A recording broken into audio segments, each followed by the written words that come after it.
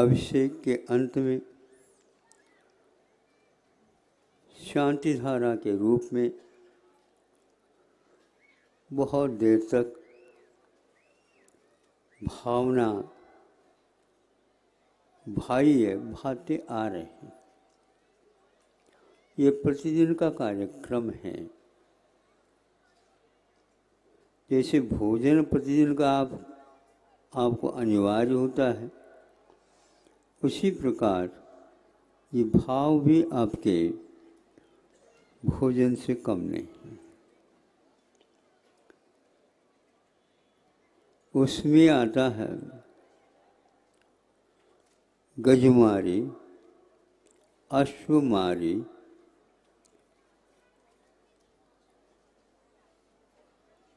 गोमारी, वृक्षमारी, गुल्ममारी, पत्रमारी, पुष्पमारी, फलमारी आदि आदि। और भी आप चाहते हैं कि यह न हो, क्योंकि ये जितने भी चीज़ें हैं ये सुभिक्ष के प्रतीक हैं और इसके एक दो के अभाव में भी दुर्भिक्ष पड़े बिना रह नहीं सकता। यदि पुष्प ही अकाल में झड़ जाए, फल की बात करना बेकार की बात है। यदि पत्ते न रहें तो फूल भी नहीं आए, खोंपले भी नहीं आए, आदि आदि कोई नहीं रहेगा। उसी प्रकार हाथी, घोड़े, गाय, भैंस आदि आदि जो इस पृथ्वी पर मनुष्य के लिए एक सहयोग देने वाले प्राणी माने जाते हैं।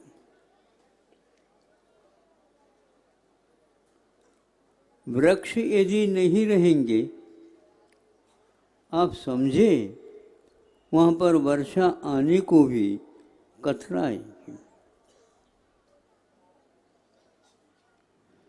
वर्षा का जो योग बनता है वनस्पति मूलक बनता है। और भी कारण हो सकते हैं, किंतु यह वृक्षों के कारण, वनस्पति के कारण ऐसा परिवर्तन होता है। इसीलिए शांति मंत्र में, उपसंहार में आप लोग इसको याद करते हैं। याद नहीं करते, इसको मंत्र मान करके उच्चारित करते हैं। और एक बार नहीं, दो बार नहीं, बार बार उच्चारित करते हैं। और सामने वाले व्यक्ति भी हाँ तथास्तु तथास्तु तथास्तु, हाँ ऐसे ही हो, ऐसे ही हो, ऐसे ही हो। ये भाव इसलिए दिए जा रहे हैं, सुनाने वाला भी, सुनने वाला भी, वातावरण में भी इस प्रकार के गुंजार, झंकार, तरंगे उठे और ब्रह्मांड तक यह फैलती चली जाए। घंटाओं के माध्यम से, झालरों के माध्यम से और घंटियों के माध्यम से जो आप तरंगे भेज देते हैं, उन तरंगों के ऊपर आपके भाव प्रणाली सवार होकर के वहाँ तक पहुँच जाती है। और कानों में जा कर के जब वह तरंगे जा कर के स्पर्श करती है, तो सोया हुआ व्यक्ति के मन में भी या स्वप्न के रूप में भी वह भाव उसको प्रेरित करती रहती है। इस प्रकार के भाव प्रतिदिन यदि कोई करता है तो स्वप्न में भी वह इसी प्रकार की भावना को करता रहता है। एक बार की बात है, यहाँ पर तो इतनी व्यवस्था अभी है, कुंडलपुर में ऐसी स्थिति थी, हमने सब देखी है। नहीं समझे? इन लोगों को वो छुपाना नहीं चाहिए, क्योंकि बड़े बाबा तो उस समय भी थे और इस समय में भी है। हाँ, तो उस समय ऐसा होता था कि जनता आए तो ये बैठेगी कहाँ। हमारा वहाँ पर प्रवचन होता था, आज 100 व्यक्तियों का वो मंडप होगा, ज़्यादा से ज़्यादा, कम ही होगा, उसी में सब गुजार होता था। और चौके वगैरह जो लगते थे वो भी देखने का काबिल है। हाँ, यही दशा नैनागरी के और इससे भी इंटीरियर में, उसका भी ऐसा ही। अब आज कितनी धर्मशाला हैं शायद अध्यक्ष भी भूल जाएंगे।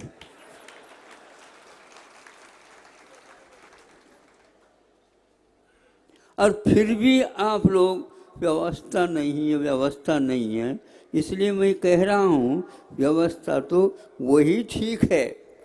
थोड़ी बहुत हमें असुविधा का अनुभव हो तो उस समय आवासों की व्यवस्था करना बहुत कठिन होता था। तो जो आवासीय व्यवस्था सबसे ज़्यादा कठिन बताते हैं, और वो है उसका आँख लग गई 8 बजे 9 बजे, तो उनके साथी वगैरह थे वो संभाल रहे थे, और आँख लगने के उपरांत वो बोलता है हमारे पास कमरे नहीं है, सब दे चुके हैं। तो मानते नहीं वो, यहाँ यहीं कहीं भी अपना काम कर लो, सब चाबी दे चुके हैं। कौन से नंबर की चाबी देगी तो वो नंबर भी बता दिया। थोड़े सी यूं करके कहा तुम सोए हो क्या, सोते सोते बोल रहे हो क्या, उठ जाते। समझ रहे हो?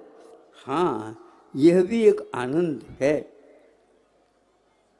ऊपर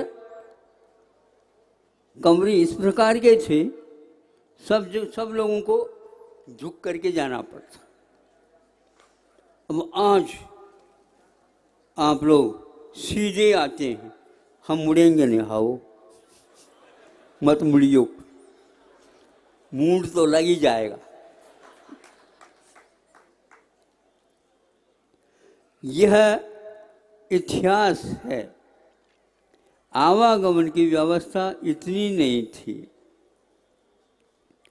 बैलगाड़ियों से आते थे और उसी के पास सो करके रात में वो चले जाते थे। यहाँ का गजरत इत्यादि की व्यवस्था इस प्रकार की चलती थी। ये आँखों से देखी हुई बात आपके सामने रखी। फिर भी ये लोग ये कुछ बातें जो है ना, कब से हमारे चातुर्मास हो रहे हैं ये कोई नहीं बताते हैं, बताने से तो गड़बड़ हो जाता है। रिकॉर्ड सब बताना नहीं चाहिए, मत बताइए। श्रुत के माध्यम से अतीत का हम वर्णन सुनते हैं, सुनी हुई बात हम आज भी याद करते हैं, और हम याद करते हैं तो लगता है कि उस समय में भी वे लोग कितनी आस्था, कितनी एक प्रकार से रुचि, विश्वास, संकल्प, दृढ़ धैर्य धारण करते हुए इन सब कार्यों को निष्पन्न किया है, और आज आप लोग उसका उपयोग कर रहे हो। श्रुत का अर्थ होता है वैसे सुना हुआ, ये रूढ़ अर्थ है, किंतु श्रुत वह है मुख्य रूप से जो गुरु परंपरा से अथवा सर्वज्ञ देव के माध्यम से बताया हुआ जो रहस्य है उसका नाम श्रुत होता है। इसका मर्म, इसकी गहराई गुरुओं के पास रहती है। उन्होंने ये कहा है कि तुम श्रुत की भी आराधना करो, क्योंकि जैसे संविधान के बिना न्याय नहीं उपलब्ध हो सकता, अन्याय से बच नहीं सकते, उसी प्रकार हम इस श्रुत को एक प्रकार से संविधान मान करके जो पूर्व पर देखते हैं तो उसका संबंध सर्वज्ञ देव से, प्रभु से विद्यमान रहता है। और जिस किसी भी व्यक्ति के हाथ से यह गुजरा नहीं, किंतु गुरुओं के माध्यम से, उनके संरक्षण के माध्यम से इसके शब्द और भाव सुरक्षित आज तक रहे हैं। आप लोगों के घर के जो लेखा जोखा जो कुछ भी है, आप लोगों के बाप दादा इत्यादि हुए हैं, उस समय की कागज पत्र निकालते हैं तो हमें अभी तक ज्ञात ही नहीं था, क्या नहीं था कि हमारे पास इतनी संपदा है। हाँ, हमारे पास इतनी ज़मीन है, हमारे पास अभी लेना बहुत है, देना तो नहीं के बराबर है। किसने हमारे यहाँ से लेकर गए वो सब लिखा हुआ रहता है, ताकि संतान को दुविधा न हो, लेन देन में किसी प्रकार की कमी न रहे।